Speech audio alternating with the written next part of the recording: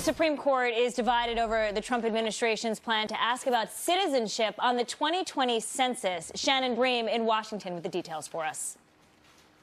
It's not about a line on a form. It's about whether or not everyone in America counts. But therein lies the problem the 9 justices must untangle. Whether Commerce Secretary Wilbur Ross overstepped his authority by adding a citizenship question to the 2020 census. Critics of the move say it will discourage people from completing the forms, predicting it will lead to an undercount of primarily minority populations. Several of the liberal-leaning justices said the administration can get the information it's seeking from other government databases. Of Ross's decision, Justice Sotomayor said, quote, "This seems like he thought of something. I want to add a citizenship question." Adding, "This is a solution in search of a problem. I've got to find a problem that fits what I want to do." But a number of the more conservative justices noted that the citizenship question has been included on various census forms nearly uniformly between 1820 and 1950, and in a more limited way since then. Justice Kavanaugh, noting that the statute passed by Congress gives the Commerce Secretary enormous discretion in putting together the census forms, asked why, if Congress objects, it hasn't already outlawed the question. Quote, "Why doesn't Congress prohibit the asking of a citizenship question in the same way that Congress has explicitly provided that no one can be compelled to provide religious information?" Opponents trace the entire debate back to the issue of immigration and claim that the administration's sole purpose in asking about citizenship is to silence people in the U.S. illegally.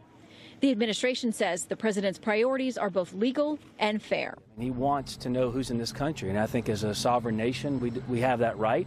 A decision from the court is due by late June, and time is of the essence. The census forms, whether they contain the citizenship question or not, will head to the printing process this summer.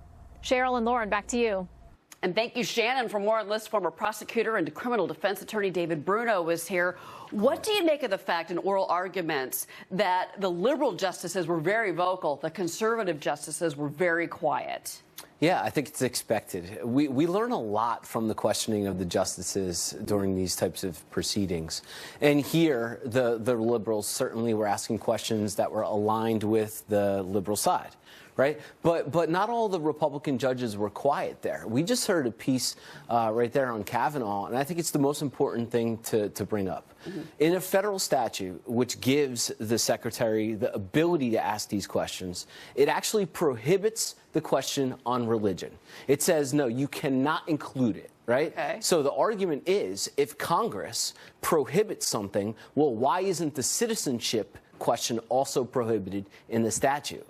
And it's been there before. But it seems to me, though, that the conservative justices, I mean, they weren't completely silent, but compared to the liberal justices, Ruth Bader, Sotomayor, it seems to me that they could really turn the tide. That this could be a win, actually, for the Trump administration, even though these lower federal courts have denied the Trump administration's plan for this one question. Yeah, don't forget, Kavanaugh replacing Kennedy, you know, brings the vote to 5-4.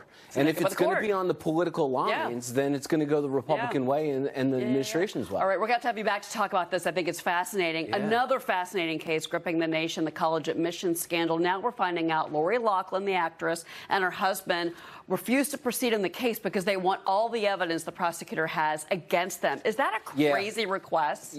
Join the line. The problem is they're in federal court. Federal court's much different than our state court's discovery process. Okay. I mean, I'm in New Jersey. You get everything in New Jersey in the state side. The feds, they don't have to give everything at this point.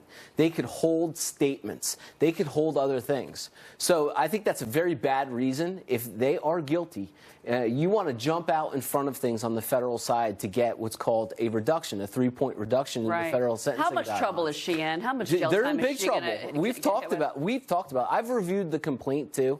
Yeah. Lori, she's not mentioned much in the complaint, though. It's Massimo. Okay. Massimo's really the one on the emails, and Lori does pop up on a recorded call where Singer was cooperating with the feds at the time, called Lori and said, "I'm being looked at by the IRS. There's going to be some questions on this money. We need to get on the same page." Not a good conversation for Lori. We're going to have you back on all this. David Bruno, thanks as always for your perspective. All right, Lauren, over to you. Wow.